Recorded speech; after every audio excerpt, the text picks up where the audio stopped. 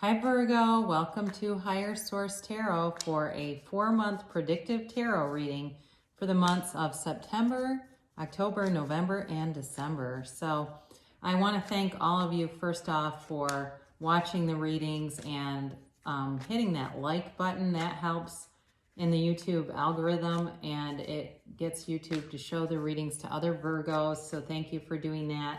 And also subscribing. I really do. It means a lot to me. I appreciate it. And if you're new here, I'd love to invite you to join us and become a subscriber. I do readings every Friday and then Monday or Tuesday, so twice a week. So remember that it's always somebody's reading. It's not always everyone. So you'll have another chance if a reading doesn't resonate to look back or check a different part of your chart. I do want to tell you briefly, I saw an interview with Maria Shaw. She's an astrologer. She's a psychic astrologer, but she does a nationally syndicated column. It was on Facebook, but anyway, I bring this up because she said the long-suffering Virgo in astrology is finally getting a break in the next quarter. So I just want to share that because she said you guys have really been put through the ringer. I don't pretend to be an astrologer, but she is really good at what she does. I've had her read my chart a couple of times. And, you know, she's an interesting woman. She does a lot of free stuff too. I don't have any reason to promote her other than I saw that and wanted to let you know. So let's get into this. Let's get the guidance here for Virgo, please. What does Virgo need to know, please? Sun, moon, rising, and Venus. What does Virgo need to know for the highest good of all concerned? For Virgo here. Okay. Yeah, so we'll go month by month and we'll pull a few cards from the bottom here as clarifiers. Sometimes I forget to until I'm in the reading, so I apologize if I do that to you. You begin September with Strength, the Devil, the Queen of Wands, and the King of Wands. So you have a couple right away. I've got a feeling about this. I will talk in a minute. Then October gives the High Priestess, the Four of Swords, Judgment, and the Eight of Swords. Then you go into November with the Magician, the Queen of Cups, the King of Pentacles, and the Ten of Pentacles. Into December, we've got the King of Swords, the Seven of Wands, the Moon, and the Page of Swords. Now, the bottom of the deck, interesting.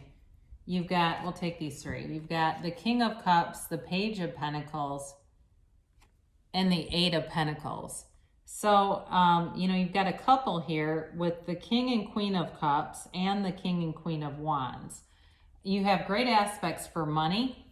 You have Leo here, you have Capricorn, you certainly have fire, Aries, Leo, Sagittarius, you've got air, Gemini, Libra, Aquarius, water, Pisces, Cancer, Scorpio, and certainly earth, Taurus, Virgo, Capricorn. So, and Pisces in the moon too. So, you know, it feels like you're coming out of all this last quarter that we've been through with the Strength card and really knowing, believing and knowing and seeing the value that you bring to situations, but also to this ability. You know, it's like you've learned about yourself. You know, you can kind of tame this lion within you, you know, but you know that you can overcome any obstacle. And you have it here a couple of times where you can overcome and find solutions, you know, find solutions to really anything. It's a great indicator that there's no situation that can stop you. You know, despite any fear, despite any emotional issues, you are able to harness that internal universal power within all of us and move forward. So it's a great way to start.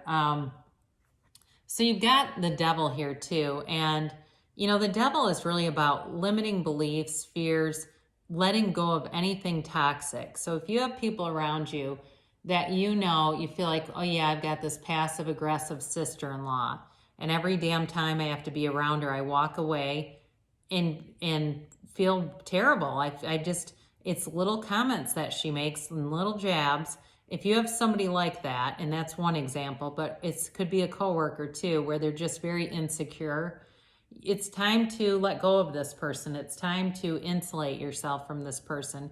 And you may say there's no way to completely cut them out, and that's okay, that happens, but you get what you expect. So as you harness this universal power, know that people have to show up as we expect them. And what happens is we get a belief system going because they make us a comment or they have a behavioral pattern that we grow to somewhat fear. We are fearful of being around them because we know it doesn't feel good when we're done.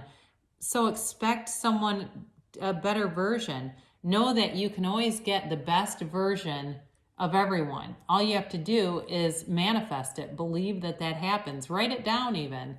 And so with this Queen of Wands, I do feel like you have a passionate relationship showing up here. There's passion and there's also emotional depth to it. And there's money here too. So it's got the best, it's got all the best qualities. The only thing I wonder about is if the communication has a restriction. There's something, maybe a miscommunication at some point, but I don't feel like that comes in until October. But you may start off September with something or are attracting a lot of attention with this Queen of Wands.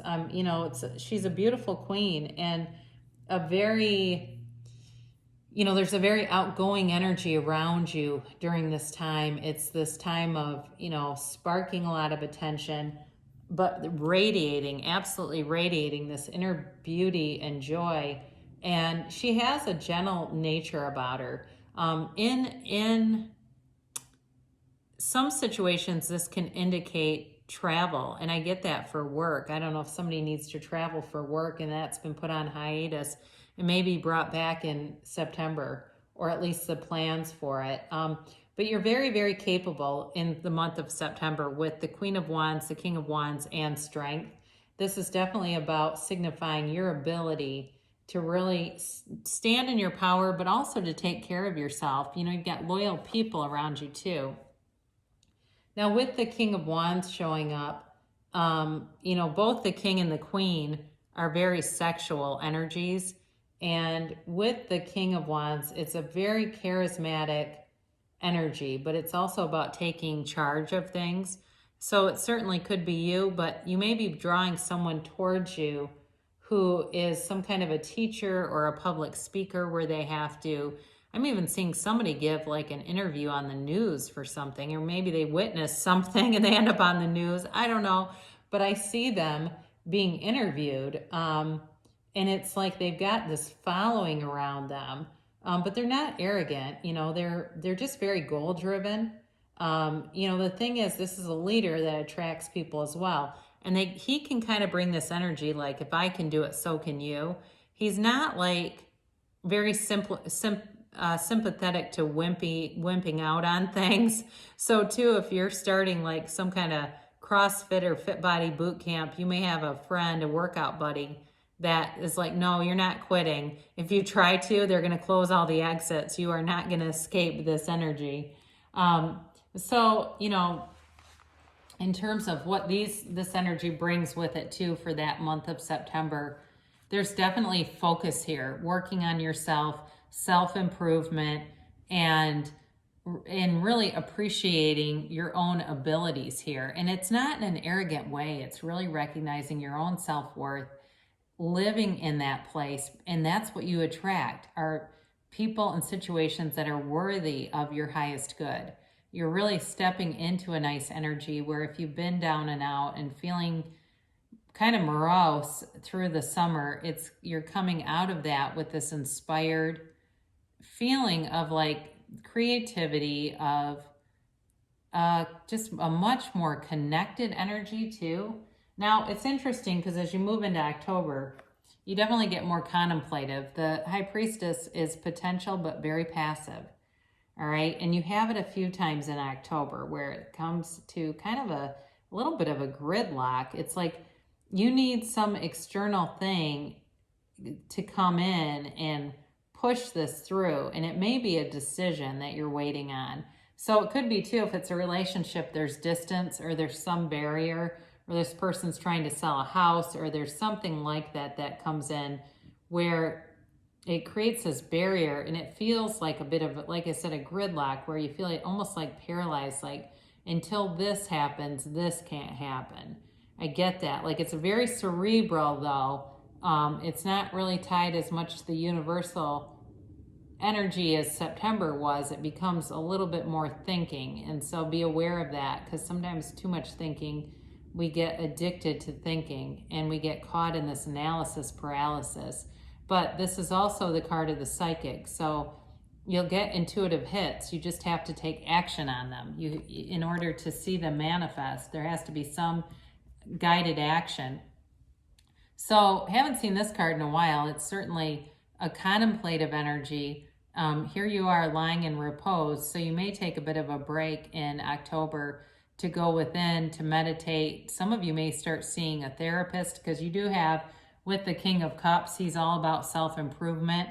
So the interesting thing though about the Four of Swords is this card is much like, it's really based on a fable where an outside energy has to come into this fishing village and kind of get everything moving. It's an old fable, but it's also much like Sleeping Beauty, where the prince comes in and wakes her up. So we talk about this in terms of connecting with some other resource, some other, whether it's a therapist or it's some kind of a mentor who gives you some very prudent guidance and helps to kind of move you along. Because like I said, there's something going on here that you're waiting on. Now with Judgment, you know, in terms of it being a major arcana, it's much higher developed. It's more developed energy. All right. So it does feel like this brings in a shift to move everything forward. But it's a time of, you know, really letting go of the past and moving on with the future. So if you've been caught in something that's been holding you back, you'll be moving on from that. You're going to break free with this energy. And it's interesting because you got the Eight of Swords right next to it. They're very opposing energies. So you have to make a decision to allow yourself to walk free of something, breaking free of some kind of limited awareness, because it's like they're almost completely opposite. Judgment is unashamed of the truth, and the Eight of Swords is shame. So if you've had something in the past that shamed you and you feel like you don't try new things, I just got skiing in my head of all the things, because of something like that. Maybe you went skiing and somebody made fun of you and you go, I don't try new things because of that incident. Or, you know, I've known people that never learned to swim because the way they were taught was to be thrown off of a dock into deep water, and it scared the hell out of them. You know, it was a very shaming way, and it's time to heal that. It's really time to heal that and move forward. So again, the Eight of Swords is a restricted energy. It's restricted movement, but it's self-imposed. So you can walk free anytime. So if you're waiting on something and it's really starting to drive you nuts, you might have to take some action and move forward so that you don't completely, you know, you don't get so stuck in this. But I love November, what that brings in with the Magician, because here you go. This is all about manifesting, law of attraction, and it really truly is about creating your own reality. If you can see it in your mind, you can have it in your 3D reality. Thoughts become things. And every spiritual teacher teaches something similar, whether it's from more that standpoint of, you know, imagining and feeling it and thinking it versus feeling its attraction through vibration. Either way, it's the same outcome. So with a relationship here, I've mentioned it's very passionate, but you've got other elements coming in here. You know, with the King and the Queen of Cups, there's a very loving energy that comes through with this, where it's a reciprocal, like it's like you each take care of each other. You find that partner that, you know, when they go to Starbucks, they think of you and maybe they drop your favorite coffee drink off at work for you as a surprise. It's all these little things. You know, sometimes in life we say it's the ants that get you. It's little stuff that really can build up, but it's also that little stuff that builds up a great relationship. It's those day-to-day sentimental little things, leaving you nice notes. These two are very mushy in love. I mean, it really, again, with the Magician here, you can create the kind of relationship that you want, but you're bringing heaven to earth. You wave your wand and things happen. It's really the creator of the material world here. And the thing is about it, you know, I mentioned a lot of times we have to see physical manifestations to believe it, and that's very much what the Magician embodies. All that growth around his ankles are his things that he's materialized, and he has it really above his head too, because that's our human nature. We have a hard time believing that until we can see it, right? So with that, things will start to show up in your awareness, these synchronicities, and know that it's on the way. I recently heard, it was something that Neville Goddard wrote about. It's in the Bible, but I'm not like a huge expert on the Bible, and I'm not here to promote any specific religion, but it basically said that your manifestation is coming when you see two signs, that's showing you just to kind of relax and be easy because it's already on the way. So anyway, we've talked a little bit about the Queen of Cups here, and there's a very nurturing energy in November. It feels good, and I feel like what this does is it's a catalyst for great things to come towards you, because then all of a sudden you get hit with this juggernaut of financial success, and you have it twice here, all right? You've got it with the King of Pentacles and the Ten of Pentacles, all right? You've got the Wealth card here and the one with the Midas touch. So something in November, you got great energy for money coming towards you. So certainly if you've been more in the lack, scarcity kind of lifestyle, that is going to be in the past. You have this abundant energy, this ability. For some of you, if you've been investing in the stock market, you may see a sharp increase in money. But, you know, I mentioned the Magician has, right? You look at what covers him for manifestations. Look at the King of Pentacles. I mean, he's completely covered. And also, too, when you see a lot of yellow in the background of a card, that's also the universe bringing in a blessing or a gift. So you have it several times. And, you know, you may have somebody that comes in and lends you guidance or even gives you money with this card. That's possible, too. But with the Ten of Pentacles here, it's the Wealth card, but it is harmony for everyone. It's like dreams coming true. It's also, though, a gift that comes in that's kind of disguised. In this card, it depicts this beggar who comes in, and the dogs are aware that the beggar is actually an angel, all right? And then, again, I'm going to talk about the Bible because that's where this card is drawn from, the story of Abraham, or the story of an angel who comes in and brings a baby to Abraham and Sarah. And it's really, the card was originally created based on that story. So the dogs recognize, hey, this is something good in disguise. So in your you know, your day-to-day life, you may have something that comes in that's a gift in disguise in some way, or it's not, you may not automatically perceive it or be aware of it, and it takes a turn. So if you took a new job or something like that, you may see, or if you lost a job, you may get a really great job and realize, wow, there were all these opportunities that I wasn't aware of. So you have, in December, you start off with the King of Swords, very cerebral energy. And this, I feel, relates very much to November with bringing in manifestations and wanting to kind of, you know, be intelligent about it. It's like making intelligent choices, making well-informed choices, especially if you bring in money. This is a great card to have because you then are, you know, looking at things in a very objective way, making decisions that will help to make it sustainable. And two, with a relationship, since you have it here several times, he kind of brings some balance to the cups, and brings in more of that more like organized kind of thinking and clarity. And I don't think it at all slows down the love or does anything to stop anything. It just brings in a nice balance. So anything that you need to do here with the Seven of Wands, you find solutions. So if you're in a relationship and it's getting serious, which it certainly has the potential to do, and there's any kind of barrier, like you live apart, or there's maybe one of you has kids or both of you do, and there's a parenting time arrangement and it just feels kind of like you don't get to see each other as much as you'd like to, you're going to start to find solutions to that are going to come very easily to you. It's like there's this ease about it that nothing can really stop you.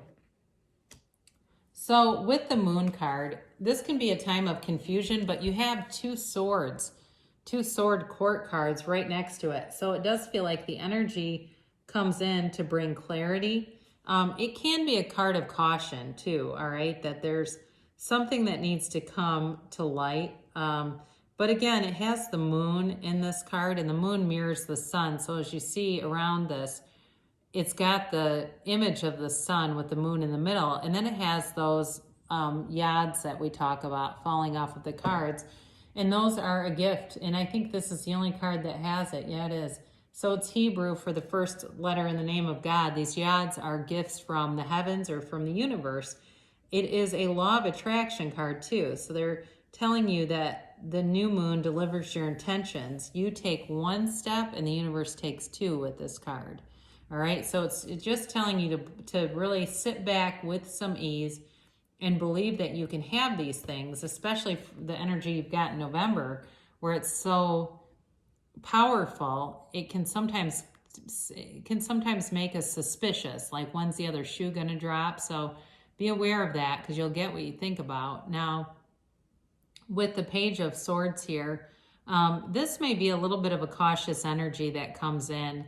And it certainly can be communication in the month of December. But I do think that you're somewhat cautious with this energy, and you're somewhat protective. And that's okay. There's nothing wrong with that. If you have a relationship, there's so much love here and passion. It would be very normal to want to kind of protect that. And with the money that shows up, wanting to slow down a little bit, be a little bit guarded, but be still in the mindset that the universe is on your side, okay? You don't have to worry. So let's see what the angels have to say about this. And we'll do a couple of these, and then we will conclude our time here. It's been a nice reading, though. I like to see a balance of, love, passion, because too, with those wands, that can be taking on a new endeavor, too. For some of you, it certainly could be if you've been thinking about some kind of a side hustle, meaning a business, not a person. So the situation will improve. And like I mentioned, the long-suffering Virgos are coming out of this energy, and everything around you is showing improvement, all right? Sometimes quickly, sometimes slowly, but really we're the creator of that. So it's really up to us to harness our own energy. And then recovery. So if you've had any kind of, physical setbacks, anything at all, you're on the road to recovery. You're on a path of enlightenment and of beautiful things coming towards you. And listen to your intuition. So we've talked about the High Priestess being here, but taking the action with those intuitive hits, doing something when they come in, because some of you have ideas and thoughts coming in that you haven't acted upon or are hesitant to, but they'll bring in a lot of great things if you move forward with it. So we'll close with Abraham Hicks, Ask and It Is Given. Every subject is two subjects, wanted and not wanted. Every subject is really two subjects. There is that which you desire and the lack of it. Often, even when you believe you are thinking about something that you desire, you are actually thinking about the exact opposite of what you desire. So this happens, this is why a lot of times people's manifestations don't show up in their entirety, because we're focused on breadcrumbing it. We're focused on, getting the perfect resume. We don't see ourselves in, the actual job. We see ourselves, and we are really trying to manifest the how.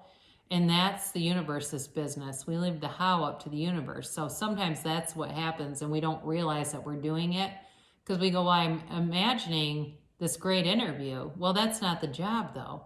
And that's where people get kind of tripped up. So imagine you in the house. You know, you don't have to sit and imagine you with a realtor. You imagine you actually in the house and seeing it through first person. And the next thing you know, there you are. So I love you so much, Virgo, and I will be back again soon.